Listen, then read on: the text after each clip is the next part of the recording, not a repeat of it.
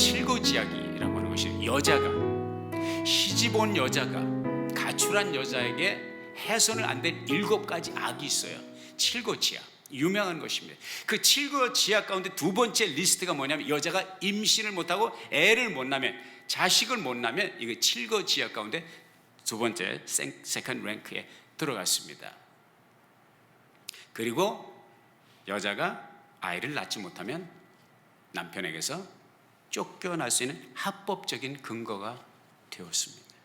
이 정도면 고대 문화에 있어서 불임이라고 하는 것은 거의 저주에 가까운 그런 불행의 역사가 아닐 수가 없는 것을 보게 됩니다.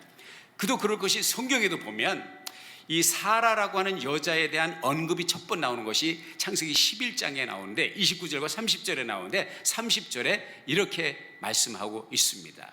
사라는 잉태하지 못함으로 자식이 없었더라. 그러니까 사라라고 하는 한 여인의 바이오그래피, 전기, 그의 삶의 레저메, 이력서를 성경에 제시하면서 제일 꼭대기에 타이틀과 같이 돌출 광고처럼 이 여자에 대한 분명한 특성을 얘기하면서, 이 여자는 불임의 여자, 임신을 하지 못한 여자, 자식이 없는 여자다, 그렇게 말을 하고 있는 것을 보게 됩니다.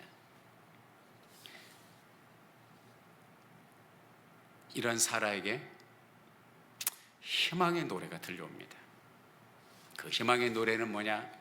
어느 날 하나님께서 자기 남편 아브라함에게 찾아오셔서 그 아브라함에게 뜻밖의 말씀, 뜻밖의 약속을 하세요. 그건 뭐냐면, 자기 남편 아브라함에게 너는 열국의 아버지가 될 것이다.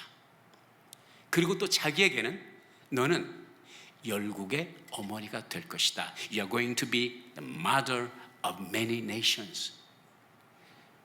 아브라함에게도 또 사라에게도 자식 정도가 아니라 큰 민족을 이루고 천하 만민이 너의 씨로 말미암아 복을 받을 것이라는 이런 청천벽력과 같은 기가 막힌 약속을 받게 됩니다. 정말 영어로 표현으로 too good to be true, 진실이라고 하기는 너무나 좋은 소식을 들었죠. 불행과 절망 속에 빠져있던 이 여인에게 희망의 노래가 되지 않을 수가 없었습니다. 이 희망을 가지고, 이 메시지를 붙들고, 이 말씀을 붙들고 아브라함과 사라는 새로운 인생의 노래를 부르며 신바람 나게 주께서 가라고 하신, 아직은 알지 못하는, 아직은 미래에 속한 그 미지의 땅을 향해서 그들의 신앙의 여정을 출발할 수가 있었던 것입니다.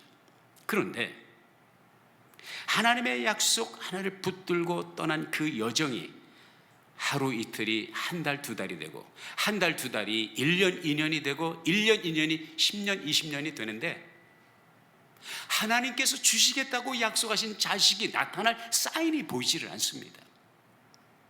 저와 여러분이 인생을 살아가면서 하나님을 만난 그 기쁨과 하나님 복음을 만난 이 은혜를 경험하고, 하나님께서 우리들에게 약속하신 약속, 내가 온 것은 너희로 생명을 얻게 하고 더 풍성히 얻게 하려는 것이라는 이 기가 막힌 약속의 말씀을 붙들고 가는 길에, 처음에는 신바람 났고, 처음에는 흥분이 됐고, 처음에는 신기했지만 한 해, 두 해 세월이 가면서 발견하는 현상, 나타나는 현상은 무엇입니까? 이게 아닌데, 이거 실망인데.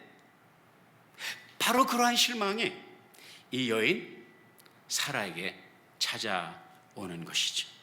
그래도 아직 좀 여성 호르몬이 남아있다고 생각했을 때는, 아직 내게 희망의 끈은 있다, 내가 아직도 여자지, 그렇지, 나는 아직도 여자의 기능을 감당할 수 있어라고 생각할 때는 희망의 끈을 아직도 붙잡을 수 있었지만은, 신체적으로서 여성으로서 기능을 상실하고 완전히 자타가 공인하는 불임의 나이가 되었을 때는 이야기가 달라진 거죠. 이때야말로 정말 사라에게 있어서는 전에 맛보지 못한 영적 투쟁이, 영적 전쟁이 시작되는 것을 보게 됩니다. 매일 참기 힘들고 견디기 어려운 우울증에 시달리는 세월, 더군다나 그 상황을 악화시켰던 것은 자기 남편 아브라함은 사교적이고 부침성이 있고 사람 사귀는 것을 좋고 손님 대접하는 것을 좋아하는 남편 덕분에 그 집에는 허구한 날 수많은 사람들이, 동네 사람들은 말할 것 없고 타지에서 온 사람들까지 그 집에 드나들면서 이런저런 이야기꽃을 피울 때 동네 사람들의 모든 상황이 누구네 집에 무슨 일이 있었고 누구네 집에 옆 동네 무슨 일이, 모든 상황을 이제 뉴스를 접하게 되잖아요. 여자들끼리 만나서 남자들은 남자들끼리 이야기하고 여자들은 여자들끼리 얘기를 할 때 미세스 아브라함, 이번에 우리 동네 그 미세스 킴이 아니 결혼한 지 벌써 몇 달도 안 됐는데 벌써 배가 부른대요. 아니 미세스 채는 이번에 애를 낳는데 3번째 사내아이래. 미세스 박은 이번째 6번째 아들을 낳는데 이제 더 낳고 싶지 않대. 이런 이야기를 들을 때, 이런 소식을 들을 때 사라의 심정이 어떻겠습니까? 당연히 축하하고 함께 즐거워하고 함께 기뻐해야 되는데 말은 축하한다고 하지만 그의 가슴 속에 쓰라리고 아린 그 아픔, 그런 얘기를 들었어요. 요즘 젊은 사람, 미국 특히 영어권의 소셜 네트워킹 가운데 페이스북이라고 유명하죠. 뭐 여러 가지 SNS가 있죠. 또 한국 사람 즐겨하는 SNS는 뭐예요? 카카오톡이 있죠. 여러분, 이 페이스북이나 카카오톡은 우리의 사회생활, 우리의 이웃과의 연결을 위해서 너무너무 좋은 채널인데 그거 아세요? 이 페이스북하고 카카오톡 때문에 많은 사람들이 행복지수가 떨어진다는 거 아세요? 그 왜 그러냐? 페이스북에 올리고 카카오톡에 올린 사진을 보면 나만 빼놓고 모든 인간이 다 행복해. 왜? 거기 사진 올릴 때 초상집에 가서 울고 있는 사진을 올리겠습니까? 전부 요세미티 그 국립공원에 가서 찍은 거, 또 샌프란시스코 금문교에서 낭만적인 사진 찍어서 올리잖아요. 전 세계에서 좋은 곳은 다 가서 사진을 올려놓는데 잔치하고 파티하고 아름답고 행복한 모든 순간들을 추억에 담아서 올리는데 그것을 보는 나의 심정은 어떠냐 이거죠.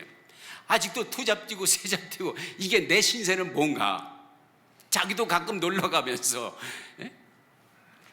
이것이 어쩔 수 없는 인간의 연약성, 비교하면서 행과 불행을 느끼는 인간의 모습이 아닌가, 그런 생각. 이런 것들, 이런 상황 속에서 사라는 정말로 아픔을 견딜 수 없는 그러한 시간을 보내고 있었던 것이죠. 이제는 더 이상 자기가 자기 얘기가 아닌 남의 얘기처럼 생각되는 유혹을 떨쳐버리기 힘든 그 헤아릴 수 없는 수많은 날들이 흐르고 또 흐르고 있습니다. 여러분, 꿈이라는 것은 아름다운 것입니다. 꿈을 꾼다는 것은 행복한 것입니다. 그러나 이루어지지 않은 꿈은 행복이 아닙니다. 기다려도 다가가도 무지개처럼 멀어져만 가는 그 꿈은 우리에게 행복의 원인이 아니라 아픔과 불행과 우울의 조건이 된다고 하는 것입니다. 잠언서 13장 12절에 보면 그런 말씀이 있습니다. 같이 한번 읽어볼까요? 시작. 소망이 더디 이루게 되면 그것이 마음을 상하게 하나니 소원이 이루는 것은 곧 생명나무니라. 공동번역 해석해 보겠어요. 시작. 희망이 끊어지면 마음이 병들고 바라던 것이 이루어지면 생기가 솟는다. 사랑하는 여러분, 아직 이루지 못한 그 하나, 소망, 그 꿈이 있습니까? 그것 때문에 마음 불편하고 행복이 도적질 당하고 있습니까? 우울하고 불행을 느끼십니까? 어쩌면 오늘 메시지는 사라의 삶에서 우리가 건지는 이 영적 통찰은 여러분을 위한 것이라고 생각을 합니다. 너무나 우울하여 하나님의 약속한 말씀을 다시 상기하기 위해서 답답한 가슴, 남편은 이미 잠들고 말 한마디면 죽는 신용까지 하는 몸 정도, 그리고 많은 식솔들도 잠들은 그 한밤중에 답답한 가슴, 우울한 마음 달랠 길이 없어서 박차고 밖으로 나가서 밤하늘에 별들을 헤어봅니다. 분명히 하나님께서 저 별들과 같이 내 후손의 수가 많아질 것이라고 말씀하셨는데, 그 별은 여전히 영롱하게 빛나는데, 은하수는 여전히 저기에 은하수 물이 흐르고 있는데, 왜 내 꿈은 이루어지지 않는 것일까? 왜 내게 무슨 문제가 있는 것일까? 하나님이 문제가 없다면 나에게 문제가 있는 것인데 내게 무슨 문제가 있는 것인가? 내게 무엇이 잘못되었고 왜 나는 그 약속의 축복을 누리지 못하는가? 내가 하나님 앞에서 무엇을 잘못하고 있는가? 이런 한숨과 가눌 길이 없는 흘러내리는 눈물을 훔치는 사라의 마음을 하나님께서는 알고나 계신 건가? 우리가 우리의 삶을 살아가면서 때때로 이런 질문을 던지지 않습니까? 하나님은 내 사정을 아는가? 하나님은 내 중심, 내 속에 이 아픔을, 이 응어리를, 이 한을 하나님은 정말 알고 계신가? 이런 질문을 던질 수가 있죠. 사랑하는 여러분, 상황이 어떠하든지 내가 어떻게 느끼든지 하나님은 나와 여러분과 함께 하실 뿐만 아니라 나와 여러분의 눈물을 아시고 나와 여러분이 짓는 한숨의 의미를 아시고 그 아픔과 고통을 알고 계신 하나님이심을 믿습니다. 어떻게 하냐고요? 하갈이, 이 사라에게 핍박받아서 쫓겨난 하갈이 자기 아들 이스마엘과 함께 정처 없이 광야에서 방황하다가 굶어 죽는구나, 목말라 죽는구나, 너무 탄식이 되고 너무 한숨이, 이 자식과 함께, 이 이스마엘과 함께 여기서 내 인생이 끝이구나, 이 죽음의 벼랑에 서 있을 때 그때 하나님께서 그 하갈에게도, 그 몸종 하갈에게도 나타나서 나는 너를 안다. 나는 내가 사라의 밑에 있을 때도 알았고 사라에서 쫓겨날 때도 알았고 이 광야에서 방황할 때도 나는 너를 지켜보았고, 하나님께서 하갈과 이스마엘의 갈 길을 하나하나 소상히 가리키시고 인도하시는 그런 모습을 성경 속에, 창세기 속에서 발견하게 되는데, 그 하나님께서 어찌 사라의 아픔을 모른다고 할 수가 있겠습니다. 그 하나님께서, 그 은혜로운, 그 좋으신 하나님께서 그 낙심하고 절망하고 좌절하고 우울해하는 그 사라에게 다시 한번 찾아오십니다. 그리고 그에게 약속을 상기시켜 주시죠. 창세기 18장 10절에 이렇게 기록하고 있습니다. 다 같이 읽을까요? 시작. 그가 가라사대 기한이 이를 때에 내게 정녕 내게로 돌아오리니 내 아내 사라에게 아들이 있으리라 하시니 사라가 그 뒤 장막문에서 들었더라. 하나님께서 아브라함에게 찾아오시고 그 현장에, 그 문 뒤에 사라가 그 자리를 지켰고 하나님의 음성을 함께 들었죠. 우리 하나님이 이렇게 찾아오시는 하나님이에요. 그것이 우리에게 위로입니다. 그것이 우리들에게 소망입니다. 그것이 우리에게 힘이 됩니다. 그런데 사라는 과연 하나님께서 이 약속의 말씀을 주실 때에 정령 기한이 이를 때에 내게로 돌아올 것이니 내 안에 사라에게 아들이 있을 것이다 말씀하셨지만은 사라의 반응은 어땠을까? 궁금하지 않습니까? 사라가 생각한 것은 이것입니다. 어이가 없다는 거예요. 어이가 없다는 거예요. 다음 절 한번 읽어봤으면 좋겠습니다. 11절과 12절 한번 읽어보겠어요? 시작. 아브람과 사라가 나이 많아 늙었고 사라의 경수는 끊어졌는지라 사라가 속으로 웃고 이르되 내가 노쇠하였고 내 주인도 늙었으니 내게 어찌 낙이 있으리요. 경수가 끊어졌다는 게 무슨 의미인지 아시죠? 제가 설명 안 드려도 되죠? 사라가 속으로 웃고, 이 웃음은 기쁘고 행복한 웃음일까요? 아니면 비웃음? 예, 비웃음에 가깝죠. 어이가 없다는 웃음이죠. 믿을 수 없다는 웃음이죠. 사람이 너무 기가 막히면 웃음이 나와요, 그죠? 눈물이 안 나오고 웃음이 나와요. 지금 사라는 웃음이 즐거운 웃음이 아니죠. 기가 막히고 어이가 없다는. 그리고 한 말이 재미있어요. 내 주인도, 내가 노쇠하였고 내 주인도 늙었으니 내게 어찌 낙이 있으리. 이게 무슨 말입니까? 쉽게 말하면 하나님, 우리가 무슨 20대 신혼부부입니까? 우리가 30대만 돼도 40대만 돼도 희망을 걸겠습니다. 이 나이에 나는 여자로서 이제 끝난 사람입니다. 우리 영감님 내일 모레면 100살입니다. 내일 모레면 100살. 이게 무슨 얘기냐? 무슨 낙이 있으리요? 이것은 밤에 우리 이 늙은 부부가 둘이 밤에 무슨 재미를 보겠느냐, 그런 말입니다. 이것이 사라의 반응이었어요. 그 다음 절 한번 읽어보겠습니다. 13절 시작. 여호와께서 아브라함에게 이르시되 사라가 왜 웃으며 이르기를 내가 늙었거늘 어떻게 아들을 낳으려 하느냐? 여호와께 능치 못한 일이 있겠느냐? 기한이 이를 때에 내가 내게로 돌아오니니 사라에게 아들이 있으리라.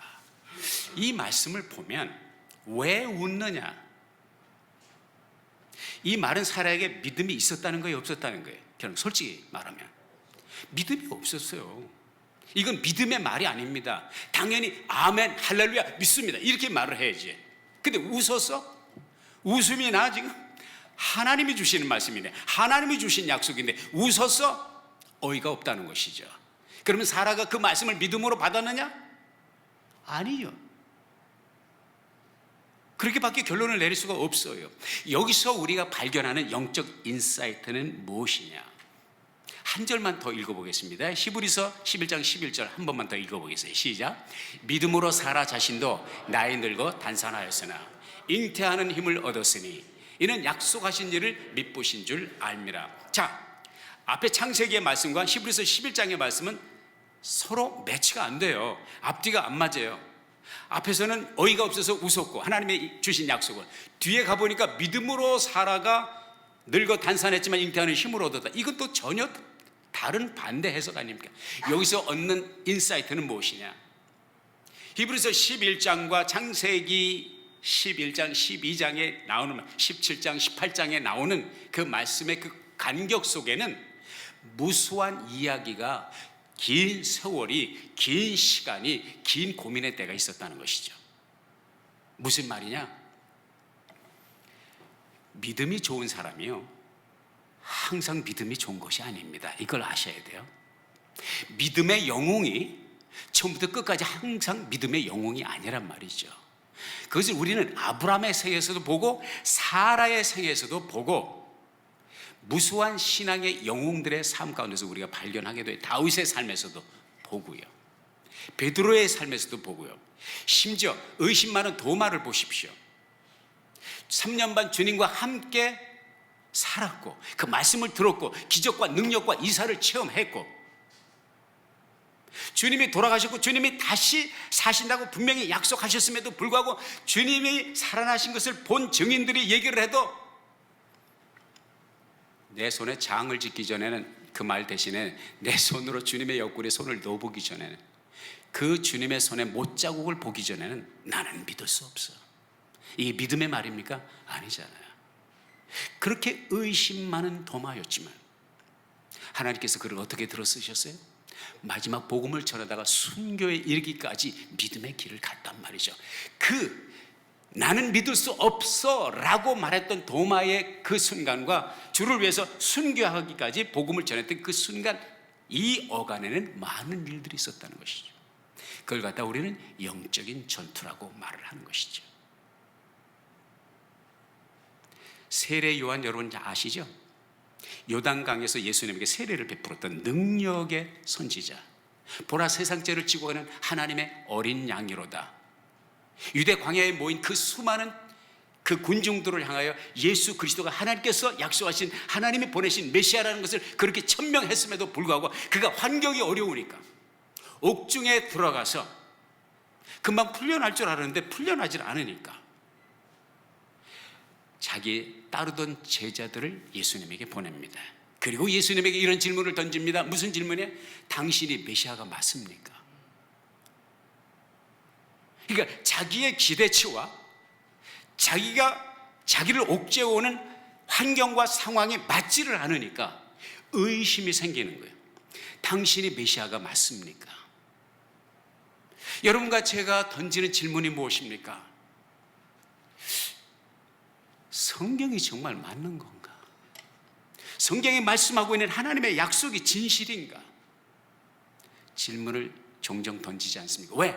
나의 기대와 하나님의 약속하신 그 약속의 말씀의 성취와 괴리감을 느낄 때 우리가 그런 질문을 던지게 됩니다. 그러나 히브리서 11장 11절이 우리들에게 주는 결론은 무엇입니까? 그 영적 전투에서 사라는 이겼다는 것이죠. 의심과 회의와 우울한 환경을 극복하고 무엇을 붙잡았다는 거예요? 환경이 아닌 하나님의 말씀을 붙들고, 감정이 아닌 하나님의 약속을 붙들었다는 거예요. 이것이 바로 신앙입니다. 신앙은 무엇입니까? 많은 분들이 왜 실족하냐면, 왜 시험에 드냐면 감정과 믿음을 혼동을 해요. 여러분, 믿음은요 감정이 아닙니다. 나와 여러분이 느끼는 것과 아무 상관이 없습니다. 믿음은 선택이고 의지고 결단입니다. 그리고 그 결단 외에 행동하는 것, 그것이 바로 믿음입니다. 사라는 그 감정, 그 우울한 심정, 암담해 보이는 환경을 뚫고 그럼에도 불구하고 본래 주셨던 하나님의 약속을 붙들고 끝까지 나갔던 그 모습을 히브리서 11장 11절에는 이렇게 결론을 주고 있습니다. 사라 자신도 나이 늙어 단산하였으나 잉태하는 힘을 얻었으니, 우리가 이렇게 믿음을 선택할 때 하나님께로부터 힘을 얻는 것입니다. 환경을 극복할 수 있는 힘을 얻고 주께서 주신 약속의 말씀을 붙들고 나갈 수 있는 불도저와 같은 힘을 얻게 된다고 하는 사실인 것입니다. 제가 여러분도 들었겠지만은 김성대 목사님의 간증이 제게 참 큰 위로와 희망이 될 때가 참 많아요. 김성대 목사님이 한 번은 그런 간증을 하시더라고요. 사모님과 심히 말다툼을 했어요. 아주 심히 말다툼을 하고 두 분이 서로 너무너무 감정이 안 좋아요. 사모님이 자리를 박차고 일어나시려고 하시는데, 그리고 목사님의 감정은 나가려면 나가라. 제가 좀 이렇게 표현해서 제가 약간의 이제 애드립을 해가지고 그때 상황을 설명을 드리는 거예요. 당신하고 더 이상 말하고 싶지 않다, 말을 섞고 싶지 않다, 그런 심정 속에서 김성대 목사님도 찌개가 끓고 혈압이 올라가는데 다시는 보고 싶지 않은데 내면의 음성을 들었죠. 기도하라는 음성을 들은 거예요. 지금 기도할 상황이냐고요. 지금 사모님과 함께 마주 앉아 기도할 상황이 아니고 쫓아내도 싫다는, 사모님의 입장에서는 그냥 버리고 도망가도 싫다는 그런 상황인데, 이 내면의 음성 붙들고 이 내면의 음성이 왔을 때 갈등이 일어납니다. 기도를 할 것이냐, 내 감정대로 그냥 버릴 것이냐. 근데 이 목사님이 전혀 기도하고 싶은 생각, 전혀 손을 잡고 싶은 생각이 털끝만큼도 없는데도 믿음으로, 자기 의지로 사모님의 손을 덜컥 잡았습니다. 사모님은 있는 힘을 다해서 목사님 손을 뿌리치고 말도 안 되는 행동을 한다는 듯이 떠나려고 하는데, 목사님 완력을 이길 수 있습니까? 목사님이 사모님 손을 꽉 붙들고, 이게 입은 입술하고 입은 우르락푸르락 해가지고 이게 입술이 떨릴 그런 상황이래요, 목사님. 그런데도 기도합시다. 사모님 계속 부르세요. 기도합시다. 어쩔 수 없이 그 손에 붙들려서 기도하는데, 그때 성령의 역사와 강력한 감동이 함께 하셔서 그 두 분이 그 상황 속에서 극단의 대적하는 원수같이 서로를 생각하는 그 상황 속에서 하나님의 성령의 임재가 함께 하니까 눈 녹듯이 흐르는 물과 같이 모든 것이 잠재워지고, 언제 그랬냐, 서로를 부둥켜 안고 사랑할 그런 감정의 회복도 하나님께서 허락해 주셨다는 것을 간증할 때 큰 힘이 되었습니다. 저도 감정은 아닌데, 느낌은 아닌데, 믿음으로 하나님의 말씀을 붙들고 실천할 때 하나님께서 어떻게 내 감정까지 컨트롤해 주시는가를 많이 체험했습니다. 그렇다고 우리가 부부싸움을 늘 해가지고 그렇다는 것이 아니라 삶의 모든 영역에 우리는 이것을 대입해 볼 수 있다는 것이죠.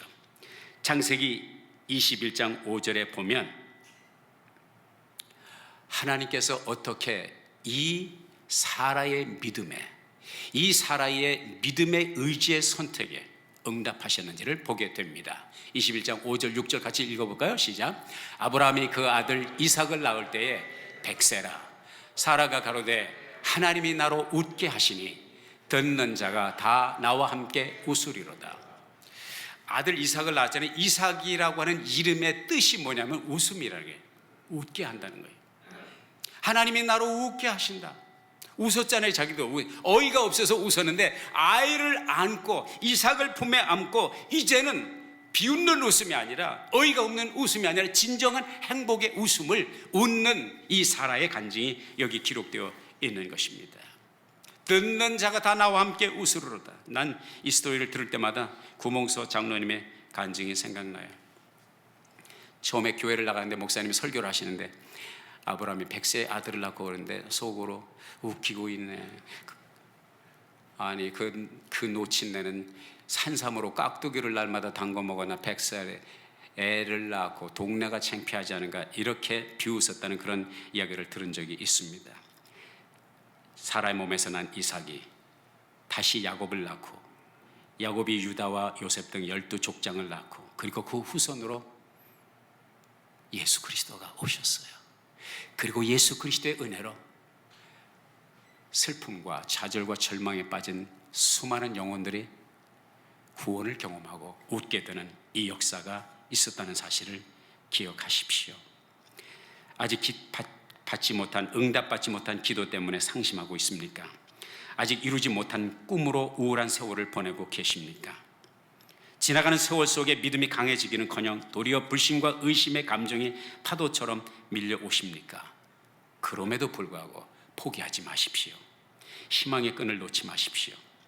모두가 약속을 저버려도 우리 하나님은 그 약속을 잊지 않으시며 반드시 그 약속을 지키시는 분이심을 잊지 마십시오.